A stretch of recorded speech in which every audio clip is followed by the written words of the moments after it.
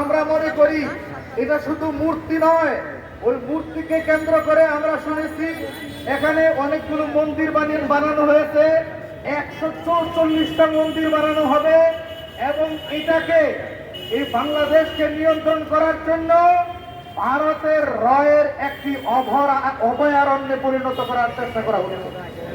আমরা মনে করি এটা শুধু মূর্তি নয়, এটা বাংলাদেশকে দখল করার ভারতীয় এক চক্রান্তের অংশ, নীল নকশার অংশ।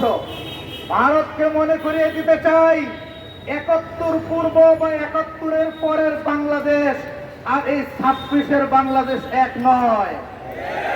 আমরা স্পষ্ট ভাষায় বলে দিতে চাই, আমাদেরকে রক্তচক্ষু দেখাবেন না।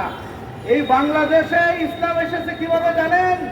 হযরত শাহজালাল ইয়ামানি গোর গোবিন্দের দোসরদেরকে এবং তাদের মূর্তিদেরকে ঘুরিয়ে দিয়ে এদেশে ইসলাম কায়েম করেছিল। আমরা সেই ইসলামকে রক্ষা করার জন্য জান দিতে প্রস্তুত আছি ইনশাআল্লাহ। আমরা 24-এর গণ অভ্যুত্থানে সেই ফ্যাসিবাদের বিরুদ্ধে আন্দোলন করেছি। এইবার আমরা আন্দোলন করব বাংলাদেশকে মূর্তি এবং পৌত্তলিক মুক্ত করার আন্দোলন। আমরা স্পষ্ট ভাষায় বলে দিতে চাই, ভারতকে বলে দিতে চাই, বাংলাদেশ দখল করার চেষ্টা করবেন না। আপনার দেশকে নিয়েই তো আপনি ব্যস্ত আছেন। বাংলাদেশকে কাশ্মীর মনে করবেন না, বাংলাদেশকে আপনাদের কোনো অঙ্গরাজ্য মনে করবেন না।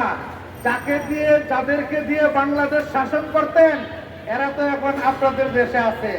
এখন আবার চাইতেছে বাংলাদেশে এই মূর্তি নির্মাণ করার মাধ্যমে অশান্তি সৃষ্টি করবার জন্য।